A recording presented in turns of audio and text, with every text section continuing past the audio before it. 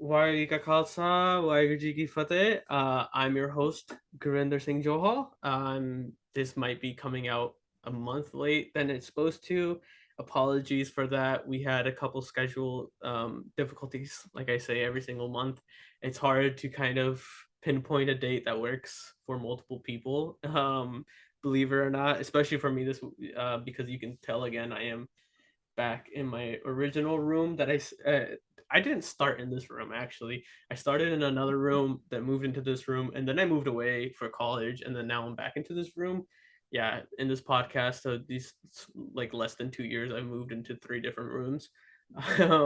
So yeah, as you can tell, I'm back home. So that's been a process, and that was one of the reasons why scheduling was a little bit difficult for us this early this month.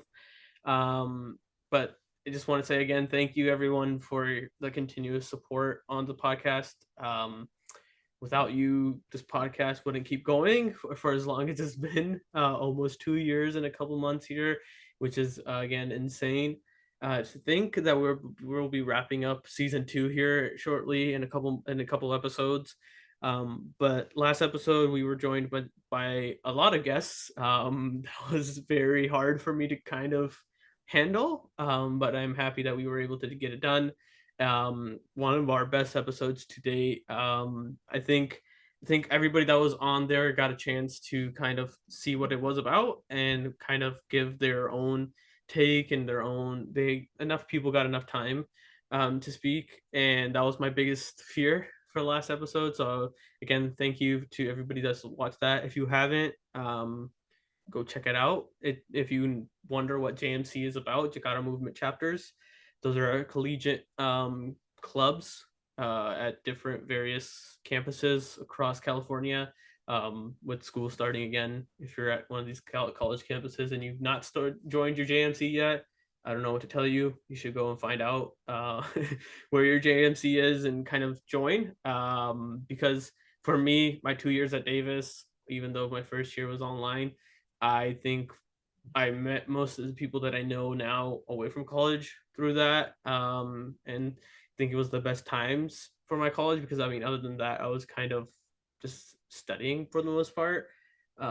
So, yeah, if you don't know your JMC or you haven't joined it yet, go find out. But I'll stop talking now and kind of give our guests here a little bit time to speak and introduce themselves.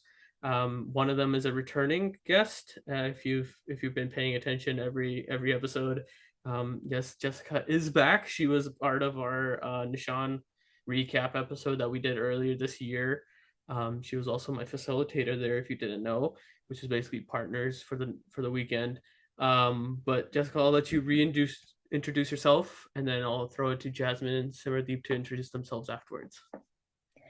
Yeah, for sure. Thank you for that intro. Just to, start off, Waheguru Ji Ka Khalsa, Waheguru Ji Ki Fateh. My name is Jessica Singh, and we're here for Anhad, and so I am the director of editorial for Anhad. To give a little bit more background about myself, I graduated from UCLA last year. I'm currently a master's student at Johns Hopkins. And I believe I got introduced to Unhud about 2 years ago. So I've been with the magazine for about 2 years. Yeah, so I want to hand it off to Jasmine and Simmer. Thank you so much, Grinder, for having us here. Thank you for handing it off, Jessica. I am Jasmine Kaur. I am one of the editors-in-chief of Anhad Magazine. I graduated from UCLA, go Bruins. I did my master's of public policy at USC, and now I'm a current law student in my first year. And I'll hand it off to Simmer. Yeah, I'm Simmerdeep, and I am also the other co-editor-in-chief of Anhad Magazine, and I go to USC, go Trojans, and I have been a part of Anhad ever since Jasmine started it and initiated this project, and we have been working with her ever since. Thank you so much for introducing yourselves. I kind of didn't introduce what the episode was going to be about. That's on me. But thank you, Jessica, for always, carrying me like you did on Sean.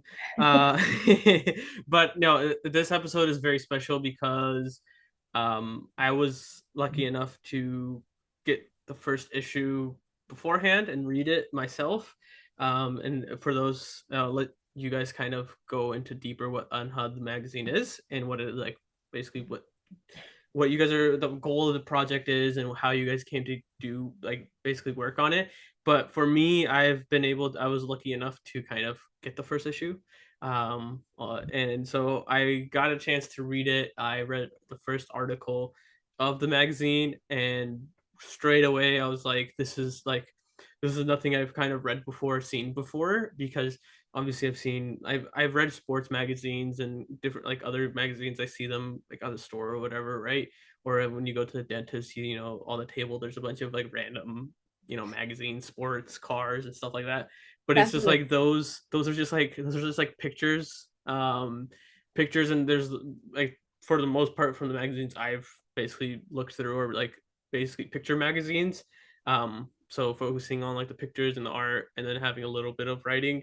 But I will say that reading this magazine, or from what I did get the chance to get to read so far, it's like not only is the art very highlighted and just on this full on display, but then like the writing as well takes it to a whole another level in terms of things that we don't kind of taught, or like you've never seen these things. And this like that goes back to being like our Punjabi community. No one's ventured in this realm before, so it's like that's also something that made me very happy when I did read it, because I was like, not only is somebody venturing into the space, but they're doing a darn great job at it. So that's my first takeaways, like I said, from it. And when, for folks that, so I was able to pre-order the magazine. For anybody that watches this episode and wants to order a magazine, do you guys want to share how they could go about ordering a magazine for themselves? Absolutely. We'll first take a step back and go ahead and introduce the magazine a little bit Yeah. more. Gurinder, you've spoken so highly about it, and we're really, really thankful for that, because people like you are kind of what help us keep going. So Unhud started as a vision of just increasing Sikh literacy when I was at UCLA. Growing up in Los Angeles, I have a really good sangat here. I'm constantly engaged in the Punjabi school. Me and Simmer, are involved in a lot of things Sikhi related. And so we grew up in this bubble where Sikh literacy was urged. Our Gurdwara went out of its way to make a Sikh library, invite guest speakers, host amazing things.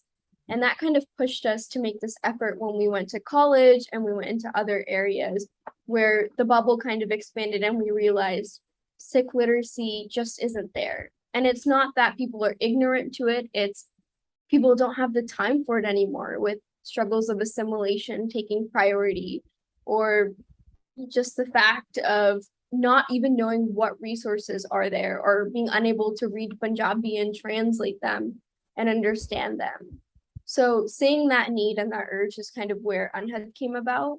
And so we are a student-run Sikh print multimedia magazine with a very huge focus on Sikhi-only topics: history, theology, Kirtan, anything in that realm, anything that just go to helping people feel more connected with their guru and going up that path. Thank you. I kind of jumped a bullet there. That's on me. But I think, again, I kind of said it before too. It's just like it's space that hasn't been ventured by, especially by students, or like young folk like ourselves. I mean, even this podcast kind of is something that is, I do this, me and like a couple people, we do this, so it's like also student run and youth led, and the goal has always been to give youth a voice in matters that we don't have for some reason in our community. And so this is your guys' way of creating a platform, and kudos to all you guys that have worked on it, and I saw the amount of people that were working on this, and I'm just want to like say like it's hard enough for for it's like it's kind of overstated how hard things are to do. I think it's just like even when I started this podcast, I was just like, oh, it's just gonna be easy. I hit record and we talk.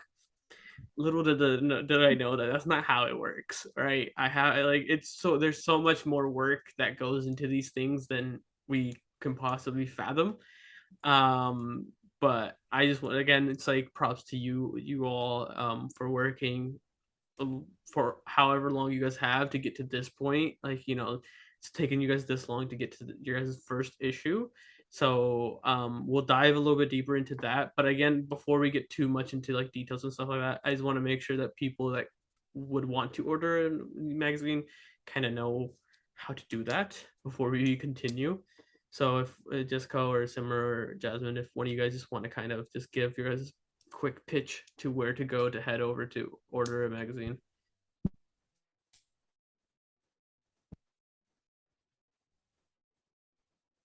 Anybody? So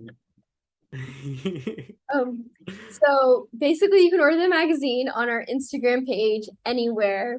You just click every single post pretty much has the URL in the caption, but if you want something to click, just go to the bio, and the link in the bio will have one really big box that says pre-order the magazine now. Awesome.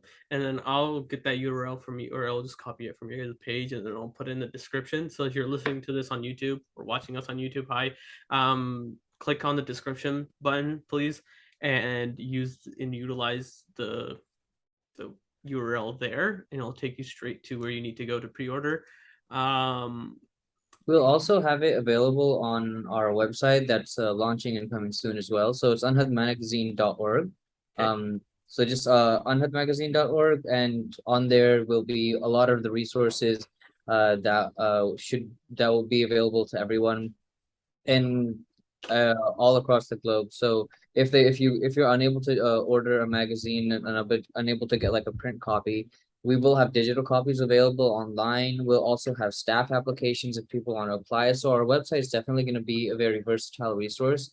And the link that is on the Instagram also has a lot of those forms as well, like staff forms to join our next edition, and also the digital copy will be put on to it in a little bit. And we also really want to stress accessibility as well. So instead of just having a digital print so people can access it anywhere, as opposed to pre-ordering it and having a print copy as well, we'll also have an audio version available soon.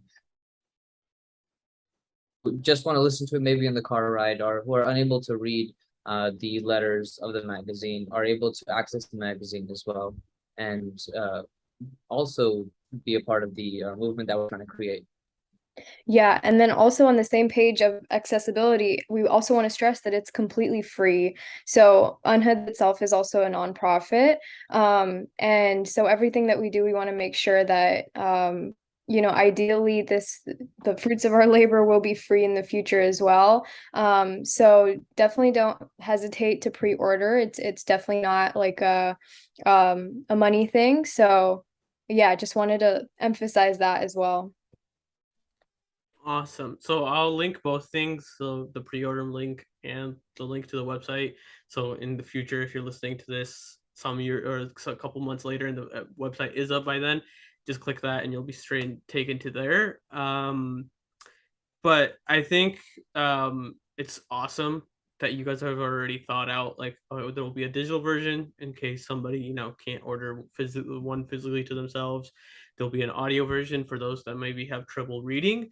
They're those, I mean, those are things that are unfortunately like a part of the world. And i I myself know a couple folks that they have a hard time reading. And for me, when I was reading the digital version, when I got the first edition, seeing translations on there immediately for like when there's Gurbani added to the magazine, really helped myself because I'm not well versed in Gurmukhi, and really reading Punjabi in general.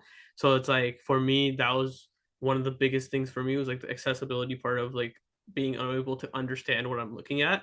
And we can dive a little bit into that this episode as well. But I just want to again start from the beginning before we dive into details. Um, Jasmine, you've talked about this was kind of something that you thought of.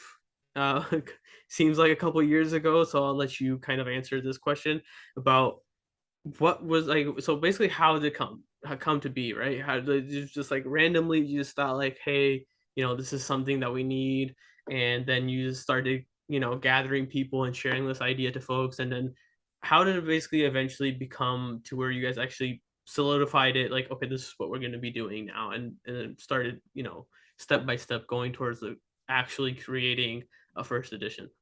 So kind of to preface a little bit before I hand it off to Jasmine, is that when me and Jasmine first went into college, we were very engrossed in Sikhi Kirtan, Gurbani and Gurbani definitions and knowing about a lot of Barnis. So going inside of college and noticing the overall Sikh Sangat in different areas and how a lot of the stuff that we knew wasn't as common knowledge as we thought it was, or as we were taught that it was. So that's when Jasmine and I, well, Jasmine mainly had the idea to start a movement in order to increase Sikh literacy, and I can hand it off to her to talk about that. So I think it kind of started up just growing up. Like, I don't know if you've heard about Hymn Kunch, but the speech competition that happens like pretty much everywhere. Me and my brothers were a huge part. We did that every single year since I was in second grade, I think. It became like a very big thing that my parents were really involved in and we were really involved in.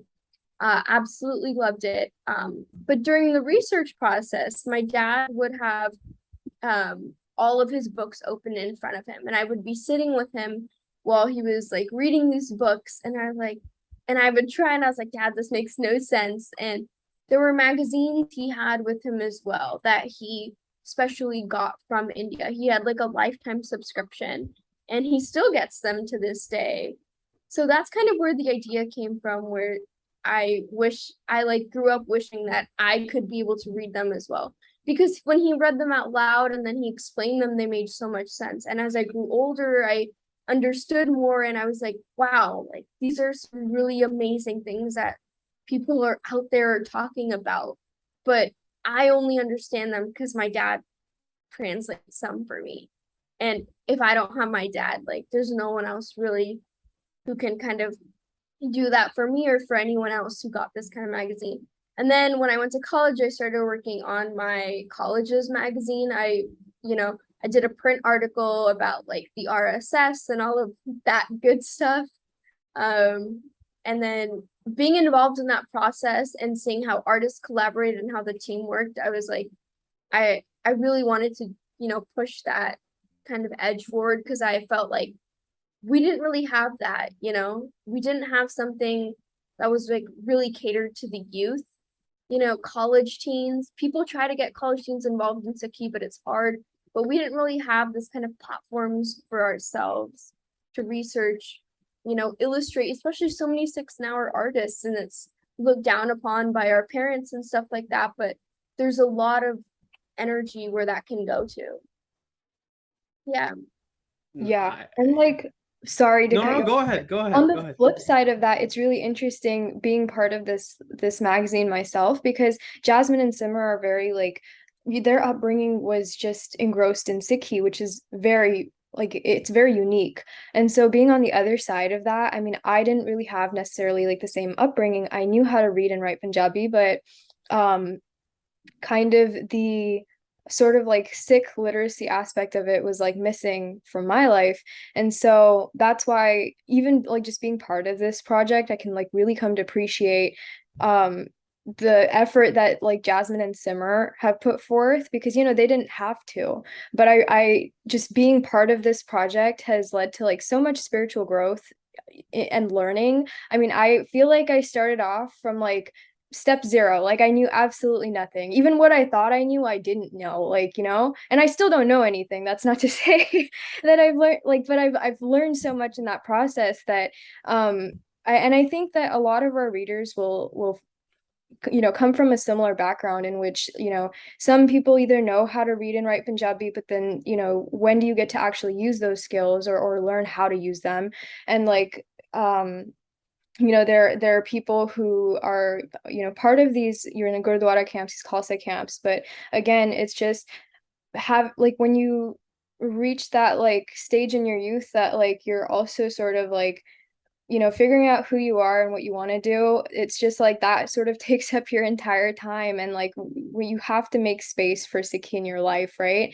And so part of like Unhud is just that accessibility is not just to as just a resource for Sikh youth, but we're trying to sort of show Sikh youth that it's something that you can do on your own, you know so part of our magazine is, not just like sort of showcasing Gurbani, but also having translations and transliteration so that people can read and write and sort of completely understand the Gurbani that they're reading. And so us, like, I don't know, like being part of that process, like I didn't really know how to go about like reading and writing Gurbani, but I've learned a lot like in this process. And so I know that that's like I feel like that's kind of like a misconception about our magazine, is that like this all the staff like knows what they're doing and they know what they're talking about. Like I can say like from experience that I like knew absolutely nothing, but I've learned so much in the process. And I think that's what like our part of our mission is just being able to help the youth do it themselves, you know?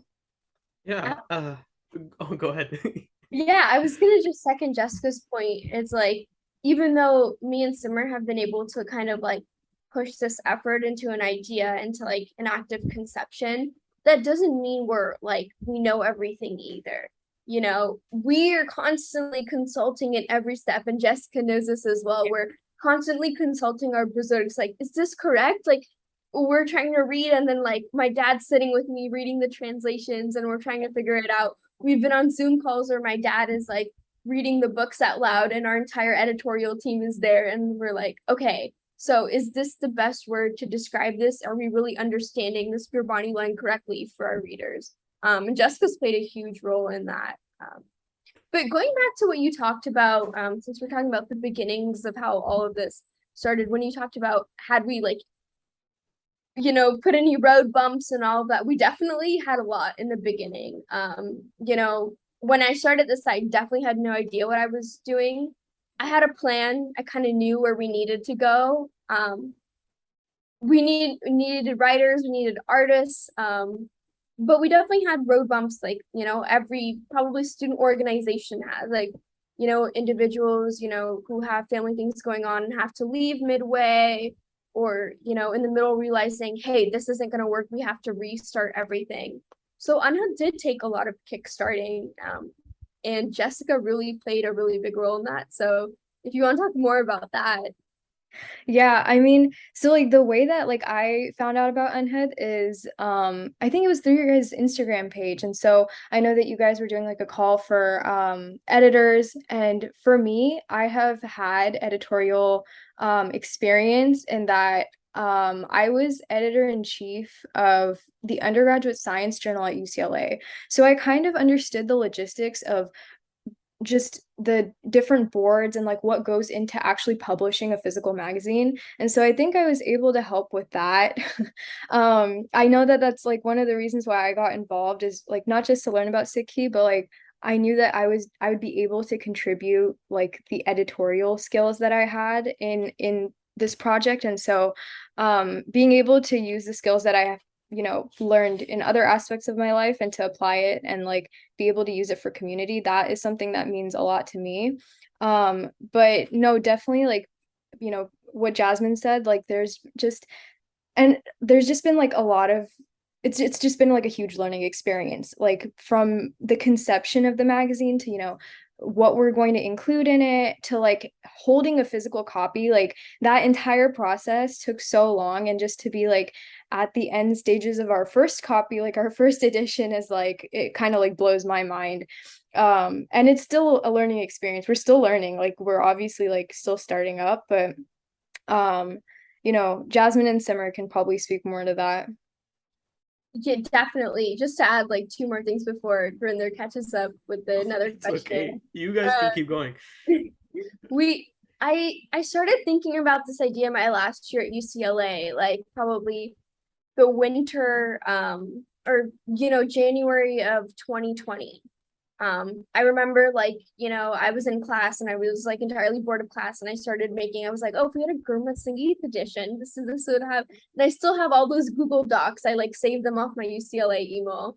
And we have them in the drive and everything, to see like, think about myself when I was like in Moore Hall and like the library upstairs on the third floor, making this, talking about it with everyone, to see like this entire team with Jessica and Simmer and Praveen and Amik and Mukul and all these amazing people who have pushed Anhad.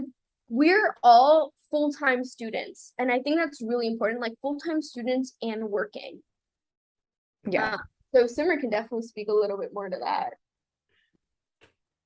Yeah, so when Jasmine first introduced the idea to me, yeah, we were all in college, and we've definitely had a lot of difficulties. And as she mentioned, roadblocks into coming to creating this magazine, because we were students then and we're still students now. And this was a very big like opportunity to do this seva for our community. And talking about like us as students, we have a staff of like approximately 20 to 25 people, and most of them are students. Most of them have full-time careers. Many of our artists have full-time careers, and many of the students are still graduating and still progressing on. And this whole process took a lot of time to do, and we're definitely not pros. And as mentioned before, we're still learning in the process. Yeah.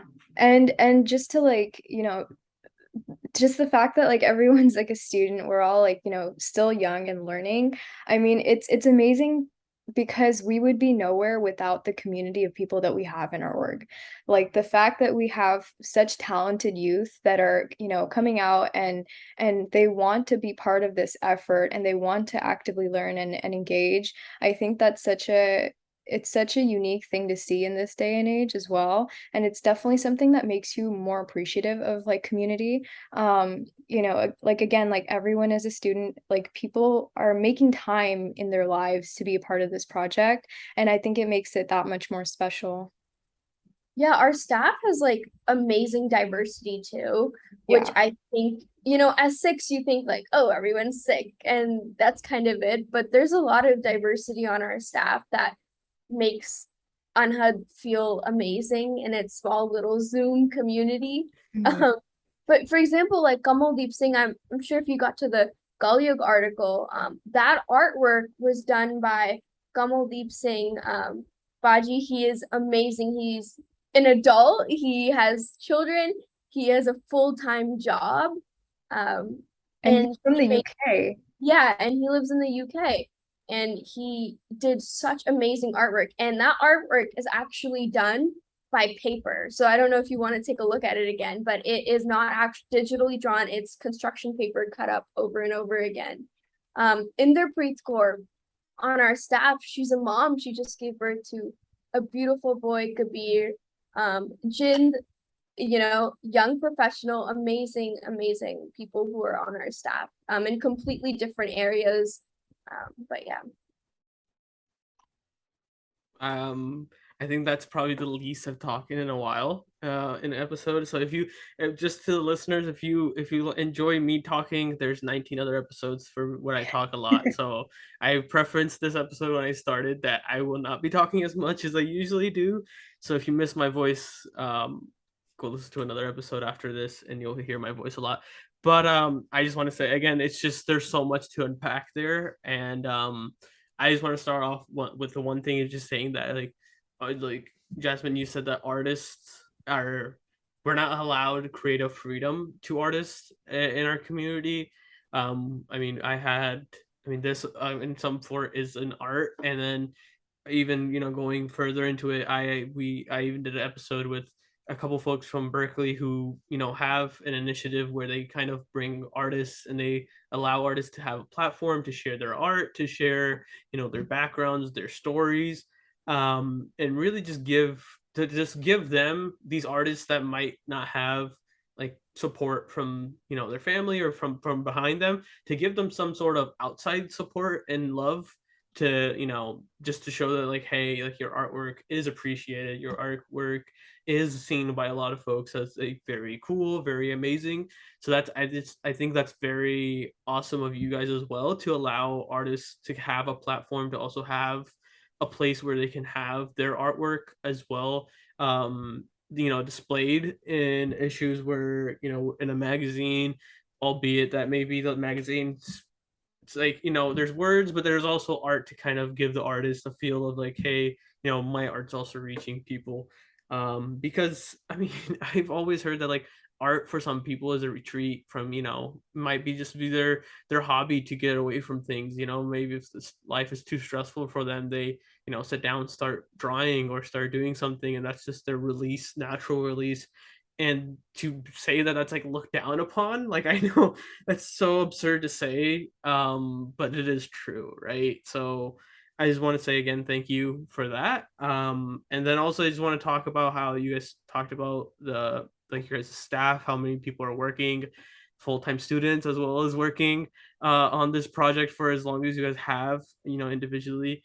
It just goes to show that if you're very passionate about something, start somewhere.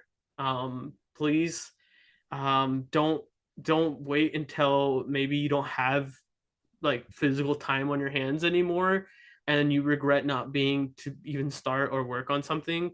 Please, if you have an idea or you have something that you want to work on, please do it with the minimum time that you think you have, because I mean, school is always going to be there, work's always going to be there, but things that you kind of want to do yourself, like to help others and also help yourself, maybe working that process might help you through some things.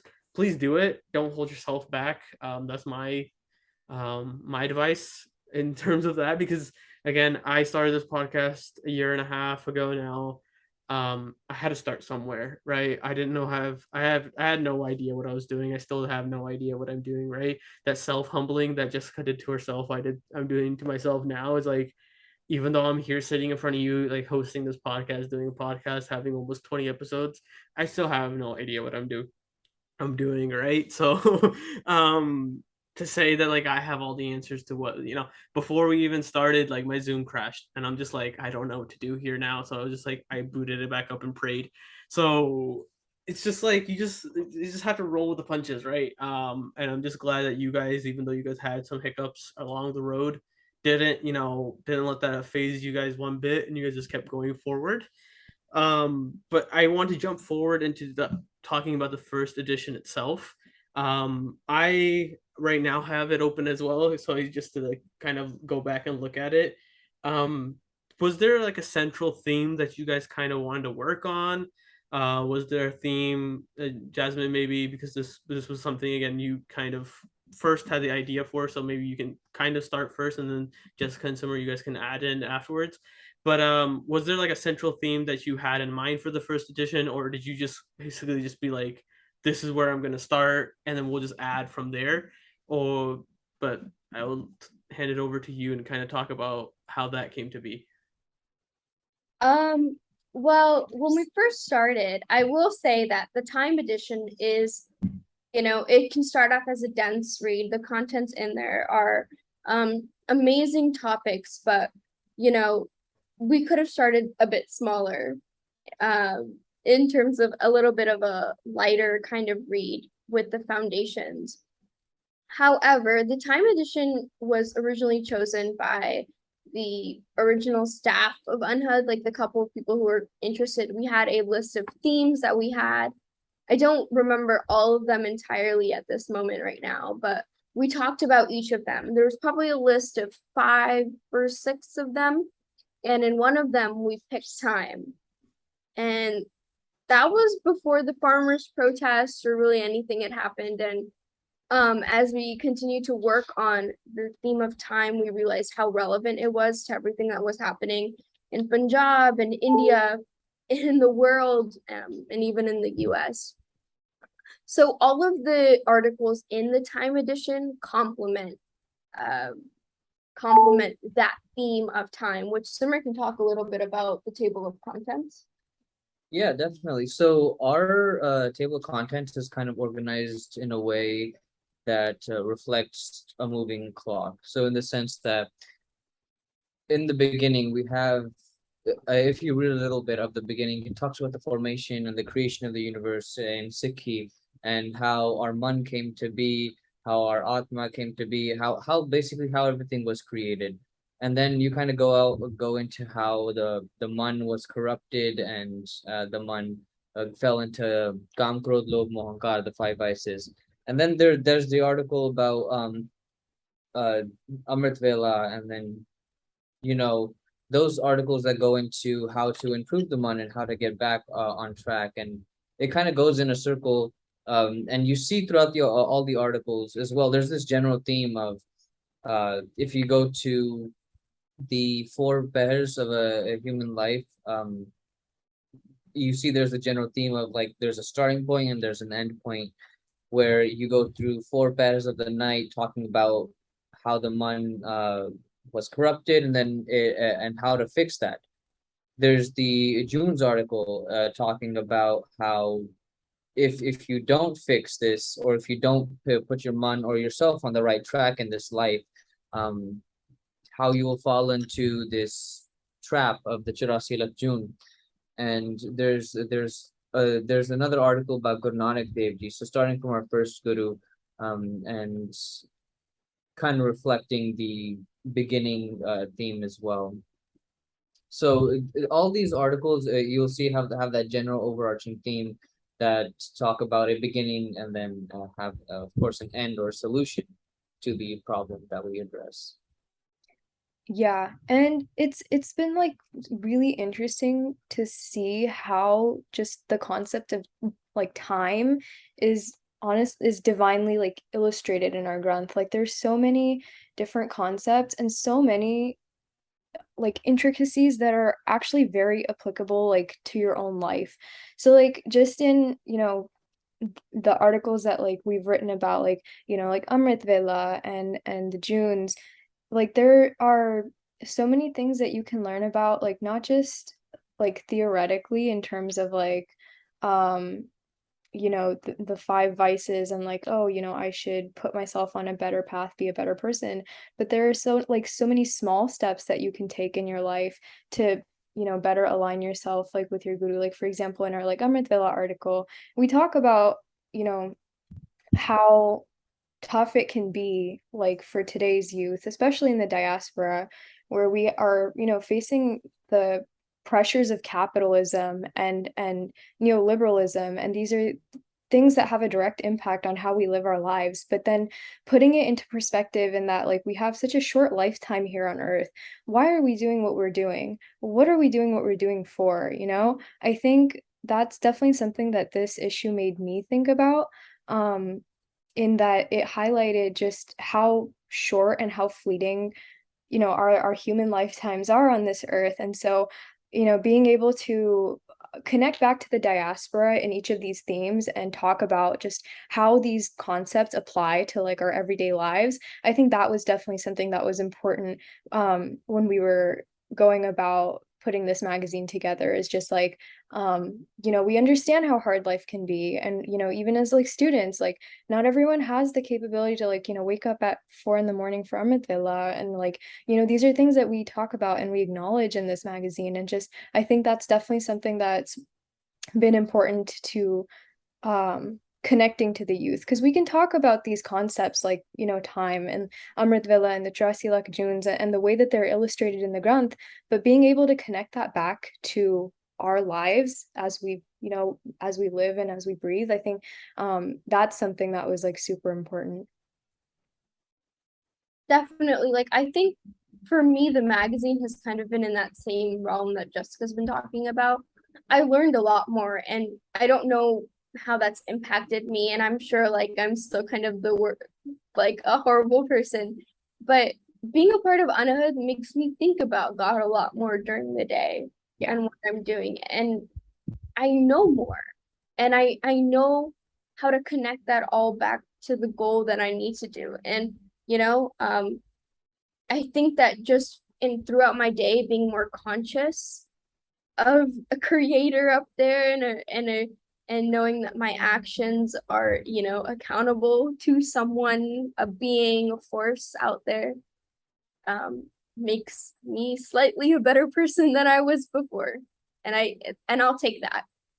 Yeah, no, definitely. Even like just learning about the five vices, for example, as you go through like your day, or as I went through my days, like it just makes you think that much more that like, oh, like, I'm having this bad thought in my mind, this is my ego. Like just being more conscious about like, oh, like, recognizing even the five vices in your life and the role that you play in encouraging them into your life. I think that's something that I got after being part of this project. It's Actually second that. yeah.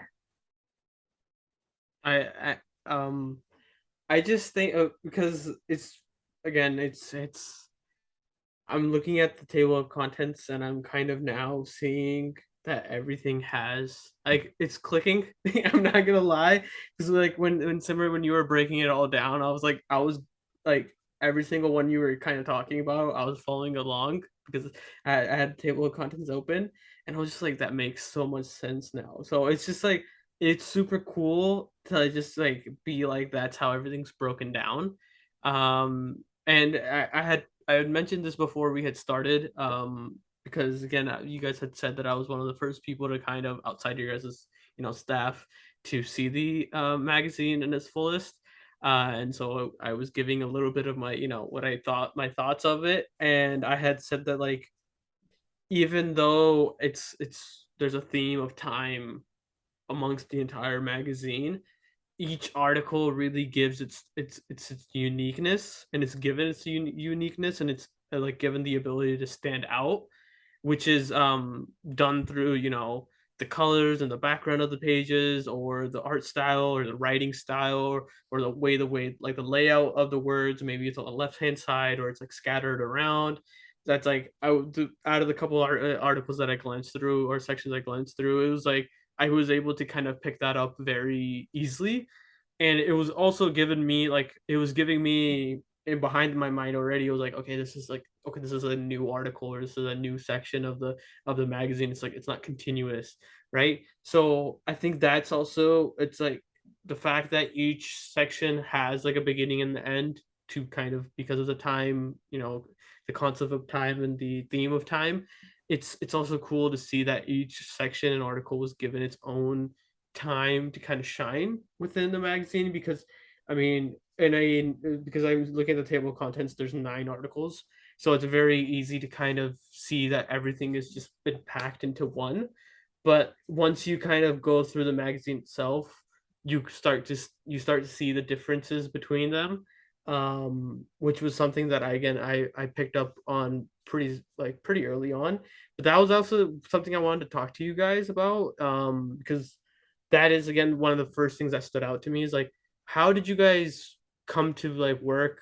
I mean, obviously this is probably going to be like other staff members probably worked on this aspect as well, but how did you guys come to being like, okay, how do we differentiate it? How do we make each article unique to its own self? How do we like stray away from it just being like a textbook where everything's just written and it's just writing, and there's like no breaking of it other than having like a page break or something like that? Like, how did you guys work with the artists, and how did you guys work with the layout to kind of make that a subtle thing, and not just having like being like, oh, this is the end of this one, continue to the next? So we just want to give a huge shout out to like the layout that you see, the colors you see, the placement of everything, like some vectors or lines that you see in that. We want to give a huge shout out to Moko, uh, our um, our Director of layout. director of layout, who like who's in control of the entire process of where everything goes and how everything should be placed, what colors we should use. And his experience was extremely useful in creating the layout of the magazine, because the way you see it right now was the vision he had in his eyes and the vision we had, and that's why it became so subtle. And in terms of like the art and how the art is kind of unique to the each article, and how it kind of changes, is that each article was assigned to a group, or like each topic, we had subtopics in our theme of time, and each subtopic was assigned to a writer. And after we had the writers write their article, we reached out to the artists uh, through social media, and we had a meeting together in which we designated, oh, so this section, this page mainly talks about this concept, or this is a key image that you get in your mind while reading this article, so why not print it out and put it on the page for to go along with the article in itself. So in that way, we were able to create page by page material, or even 2-page spreads that would go and be a part of the article itself. And again, before we continue, I just want to also say, so how did you guys kind of jigsaw together the articles to match what you guys find? Like the table of contents, like it's got to be set up in the way that it is now for a reason. And I just want to like, I'm picking at your guys' brains now for this, because this is not something that a normal person would look at, but I'm not normal. So it's just like when I saw the table of contents, I was just like, there had to be some discussion. There had to be some thinking of like, all right, this article comes first, this one second, this one has to follow up after this. So walk me through that process a little bit. Yeah, so kind of like the piecing of the all the articles in itself was based on kind of the overall theme they gave, in the sense that, like, going back on what I said before, we like the beginning article talks about the creation of the universe, and how everything was created, and how we came to be, how our man came to be. So that was in our sense, that felt like a logical beginning. So you're introducing the concept of Paramatma. What is Paramatma? As much as we can describe him, of course. Like, why do we pray to Paramatma? How do miracles happen? All of those questions are answered in the first three-ish articles. So if you see the table of contents, the hunt for higher consciousness, Man's misfortune, the central dogma of Sikhi. So the hunt for higher consciousness is when we go back in time and we see like how this universe was created in Sikhi. Man's misfortune, what happens to our man? How does our man come down to earth? Why does it come down to earth? And then the central dogma of Sikhi, in the sense that, well, now our man is on the earth, it's been polluted. How do we get back up? How do I answer those questions? So it's kind of like a question answer type of thing, where it's like, how did this happen? Then an answer results. And of course, the next article, the Amrit Vela article, the 4 stages of the human June, and then we go into the Junes itself. So this the sixth circadian rhythm is the next in the table of contents, where we talk about Amrit Vela, so the time in the morning, and that felt like the most logical article to have next, because of course the morning time, and talking about Amrit Vela and Kirtan in itself. Then you see that the next 2 articles are in the 4 stages of the human June. So 4 stages of the human June: worm, fish, snake, human. Um, So life, your timeline on Earth, and then after death, and then talking about the timeline of the entire planet, right? And then there's a Saki kind of added to that, and then at the end we have something about Guru Nanak Dev Ji. What was really happening on Earth? Everyone knows him as a revolutionary, but what was really happening on Earth at that time that he came? Like, what did he really change during that time? Was it really like people think Donald Trump is very bad or Aurangzeb was really bad? But Guru Nanak Dev Ji's time was a lot worse. It was incredibly worse. And we talk about that. Rajbir Singh, a writer for Anhad, does an amazing job in that article. Yeah, I get, like I said, it was just I saw the table of contents, and then when you just kind of broke it down before, it kind of made more sense to me, and so I was just very intrigued of like how, like, because you guys have to have had some thought of like how you guys wanted to set it up, right? You guys didn't just take 9 articles and just put them in a random generator and put them all together, right? So that's why I asked that, because I was just interested and like intrigued with that, that process, because I know, because I mean, I think I've been in those processes before when you have a bunch of different things and you're just like, how do we kind of put them in line? And that, like, that conversation to have, like, how do we put these, like, what's more important, or like how do we put this one first? Does it work into like transitioning from this article to this article? Like, I think that's just like a very daunting process. Not saying like the entire art. Definitely is. I mean, and it's not even just the table of contents, it's the other things that go in the magazine. For example, Jessica definitely talk more about this, but if you go to, let's just say, page 10, where the first Shabbat on the top starts, Apine aap sajio, apine racional, dui kudrat sajia kar asin ditho jao. There's a lot of things included in that Shabbat, then I'm gonna hand it off to Jessica to talk about translations and all of that. Yeah, I mean, just as hard as the layout process has been, I'd say the editorial process, and this goes for like the entire board, which has been part of this process. It's been really interesting because um I think when you go about especially like here in the diaspora, looking for resources and accessibility to resources when it comes to Gurbani, it's kind of hard because there's just an aspect of, like, I guess you could say, like, the resources that we have access to here are sort of like through the lens of like colonization. So like there's a lot of like thought that went into the editorial process that we developed, in that like, for example, you go on any kind of website that it tries to, like, it translates Gurbani, and you have um the concept of like Paramatma is always connected to the pronouns he, him, but that doesn't make sense in Sikhi, because Paramatma is this energy that is beyond gender and beyond just the confines of he, him, his, right? And so, for example, in Anhad, what we've tried to do is we go we don't describe Paramatma using those pronouns, and we've sort of tried to, I guess, decolonize um our attempt at understanding Sikhi. And it's interesting because it's sort of, you have to strike a balance, right? Because we are like a diasporic magazine, you have to keep it relatable, in that there's obviously like a certain amount of like explaining through a Western lens that needs to happen because we have been brought up in the Western sphere. But then again, you have to be able to separate um Sikh concepts from that Western lens when you're explaining.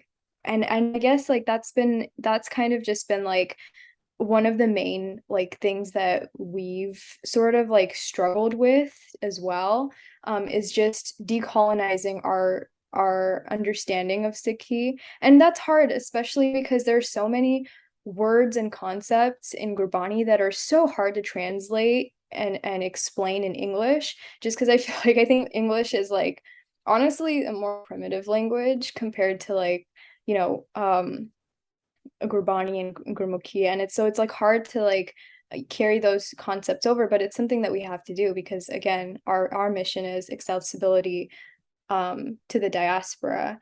But it's been interesting. So like, part of that is just like straying away from the pronouns, and then just straying away from Christian terminology as well. You'll see that a lot of Western translations that we access use, our Lord and Savior, and that just reminds me of like our Lord and Savior, like Jesus Christ, not like our Lord and Savior Waheguru, right? Like, so then a whole part of, our process is just sort of straying away from that Western Christian terminology and trying to understand what Paramatma is from just the raw Gurbani. And so then, again, this is something that like, Jasmine and Simmer and I and the entire, board has contributed to, like these translations.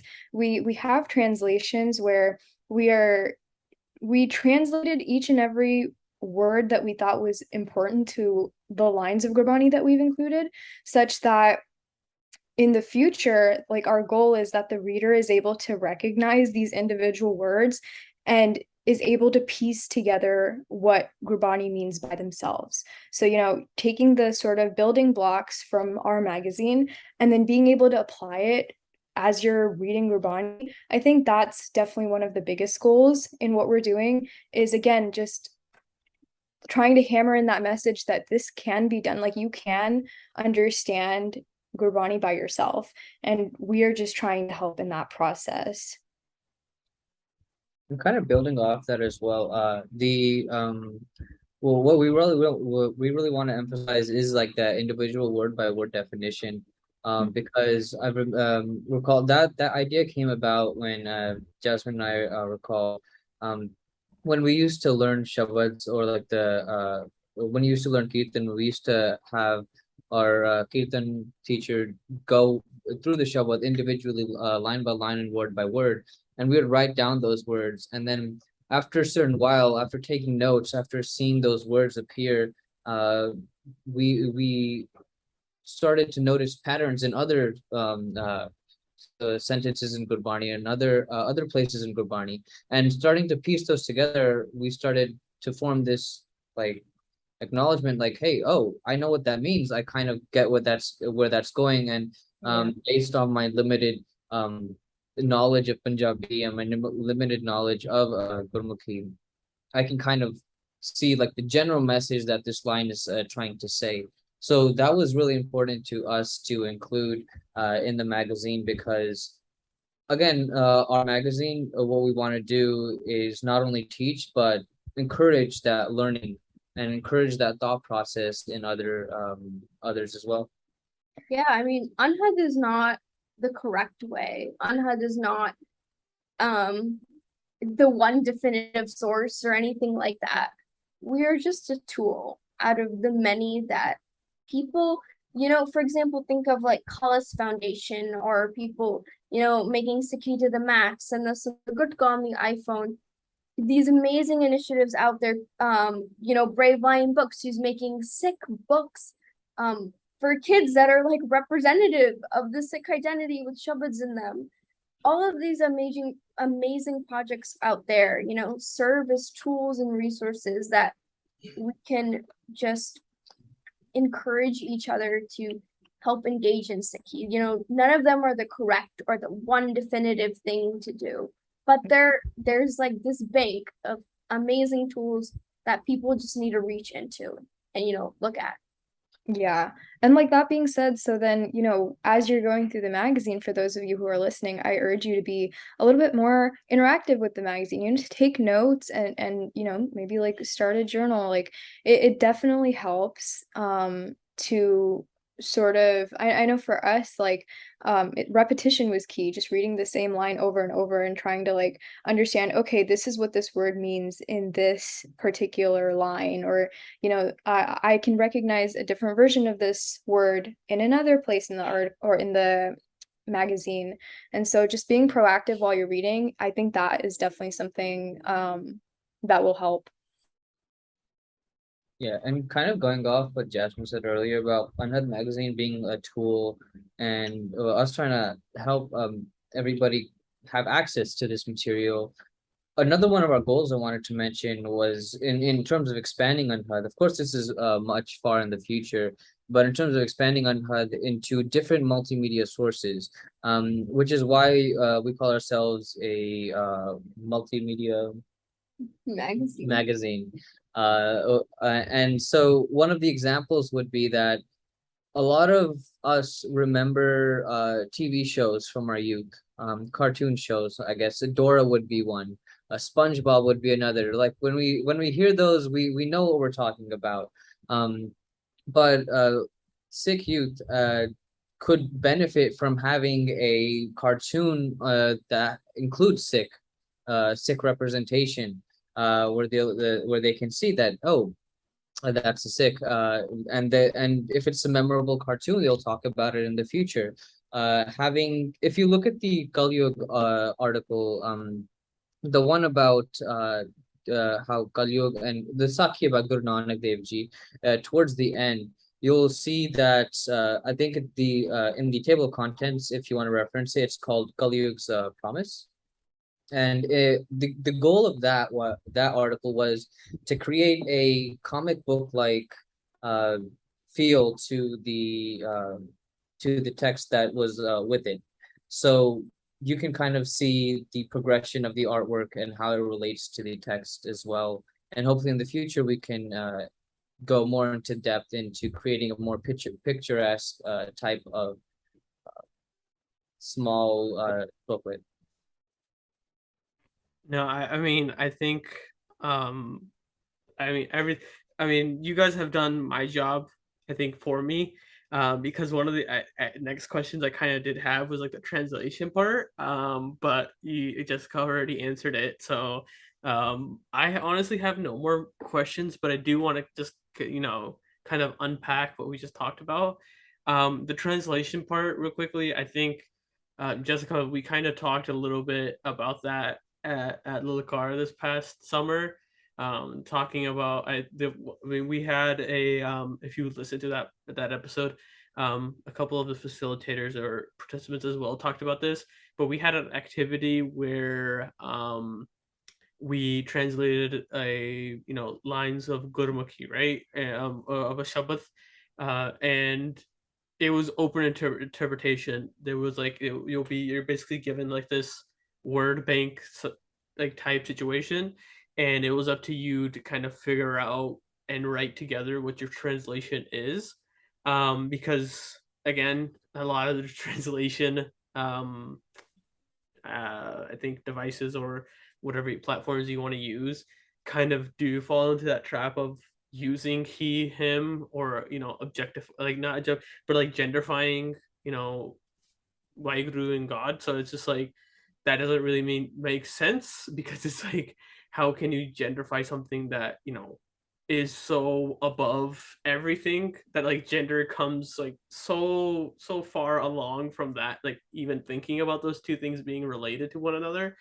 I mean, I think that was one of the first things, like when I was learning how to run the activity that day of, was it's like so many translation platforms out there have this notion of basically taking a shortcut. It sucks that they are doing it, but it's basically essentially taking a shortcut instead of finding actual words in English to kind of find the actual meaning. Because Jessica, you alluded to it, it's not a one for one. You can't translate Punjabi how it's written into an English sentence, because it won't make sense to you, because sometimes like the beginning of the sentence in Punjabi is usually like the beginning of an English sentence, but it's the ending of a Punjabi sentence.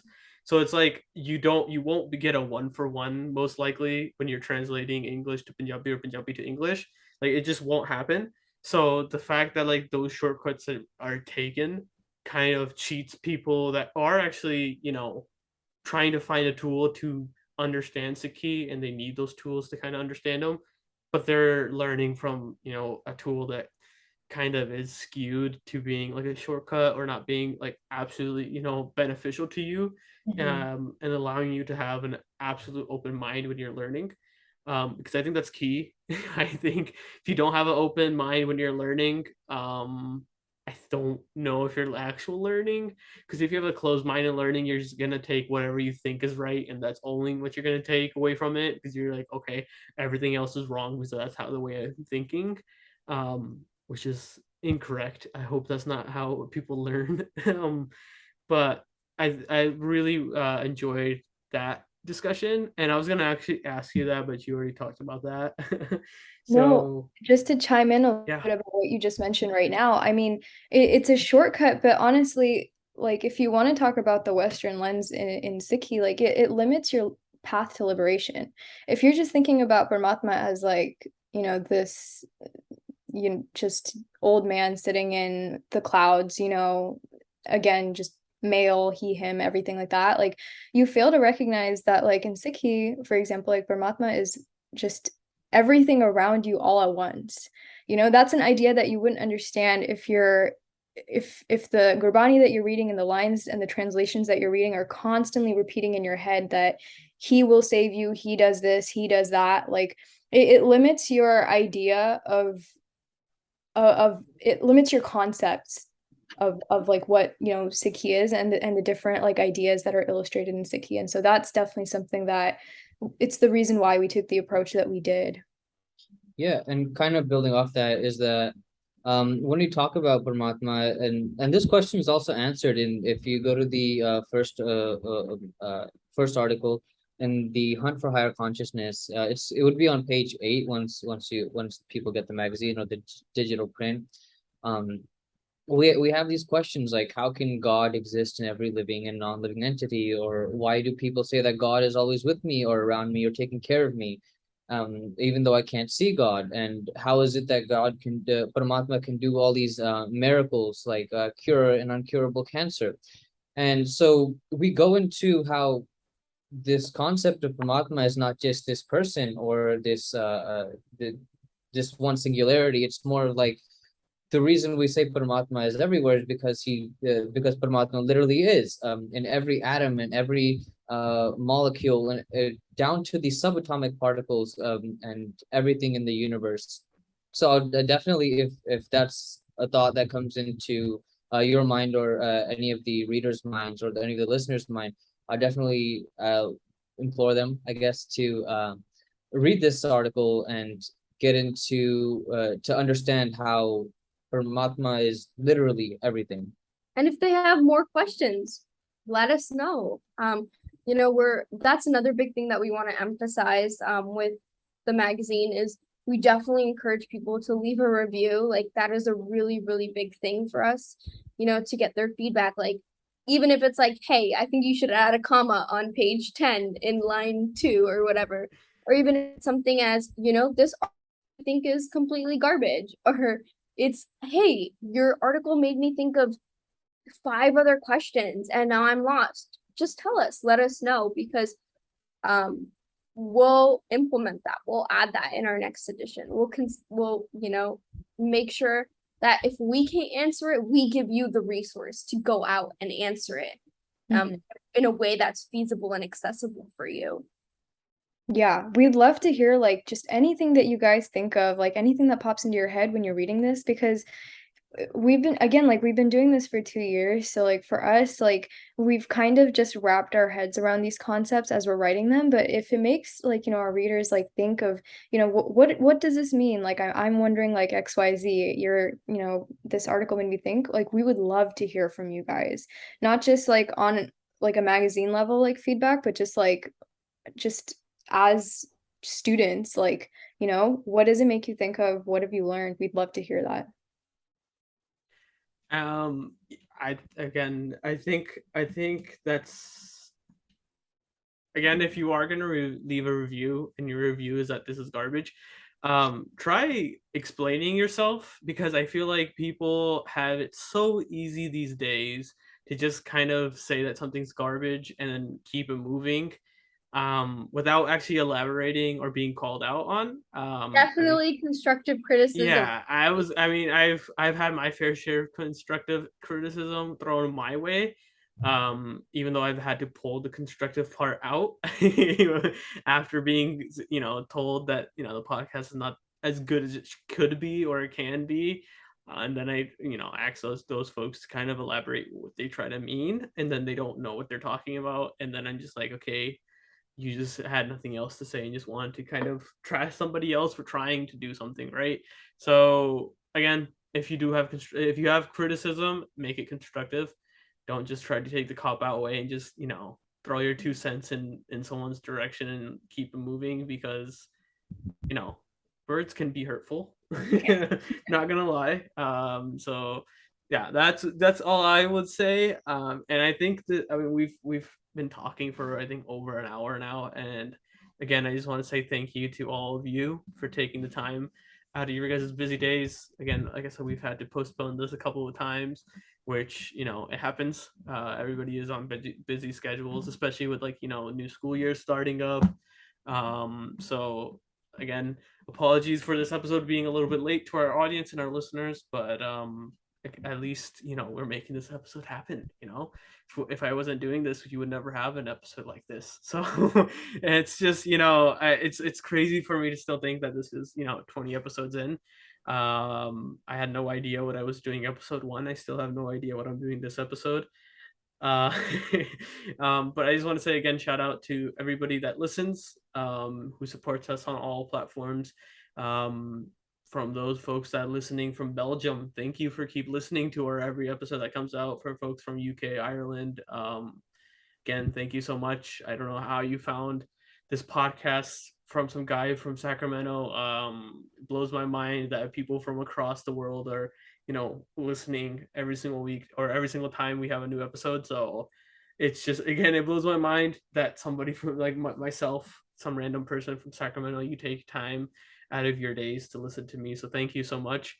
And now I ask all of you to take some more time out of your guys's, days, and pre-order this magazine so you can have it and read it, or look at, read the digital version of the magazine by clicking the link in the description once it's up there. But yeah, other than that, if you guys have any other closing remarks before we wrap this up. No, thank you so much, Grinder, for having us here. Really quick, I do want to emphasize 2 things. Our email is support@unhudmagazine.org. So please reach out to us anytime with any concerns, questions, inquiry, or just tell us how your day is going, and we'll be happy to talk to you. But the other really big thing is that I want to do a huge shout out to Anhad staff. Jessica, Mukul, Amik, Praveen, all of our writers, Rajbir, Inderjeet, Anmol, our artists, Inderpreet, Kamaldeep, Baji, Prabjot, Michelangelo Singh, Jazz, Aman, and especially our photographer for this issue, the Jaskaran Singh, who's been doing all of the photography for the protest. Everybody, I'm sure, knows him at this point. He's taken some brilliant images, but he took some incredible pictures for Anhud only for our magazine. And we're really, really thankful to him. Other people, Gurdeep, Saj, Simran, we have a really amazing team, and we're really proud of everyone and thankful, because we couldn't have gotten this far without them. Absolutely. And honestly, if you reading this or listening to this, if you want to join, we would love to expand our Sangat. Again, this is just, project. We're learning as you guys are learning. And if you want to join, like, we would be more than happy to expand our team. Simmer, you have anything to say, or I don't want to put you on the spot. If you have nothing to say, that's totally fine. We've spoken for over an hour, so. No, it's okay. Just to reiterate, we're really grateful to our team, and we're really grateful to you for having us today here, on this podcast. So yeah, thank you. No, I mean, again, thank you to you guys. I mean, giving so much perspective. I think this will be the least amount of time I've talked on an episode. So, I mean, I'm more than happy with that. Like, I honestly don't mind not speaking, because honestly, I don't want to let you guys have the floor for this episode, and you guys shared so much, and there's probably so much that we could have still even shared even more. So, in the future, maybe on the second edition, we'll, circle back and come back again. But for that, again, I'm gonna say that hopefully this is out. I'm hoping that this is out at the end of September sometime, so we still do have a September episode, and then in October, and then season 2 will be wrapping up here in a couple episodes. And then from there, we'll see what happens. I have no idea what's in store for the podcast from there, from that point on. But again, thank you to everybody for listening. If you're on YouTube, please like the video. It helps us, reach people that maybe are not reaching it, or I don't have reach out to them. Share it with friends, share it with family that you think that might, benefit. We have so many episodes ranging from alcoholism in Punjabi community, which is something that's not talked often about. We have talking about college students and the emotional baggage that comes with that. It's not easy for folks that go to college in the Punjabi community and how they deal with those things. So there's a plethora. I mean, mental health. There's a couple episodes on that too. So just reach out and explore our channel, and again explore Untitled Magazine and pre-order it right now in the link in the description. But without that, I'm just going to say, Waheguru Ji Ka Khalsa, Waheguru Ji Ki Fateh.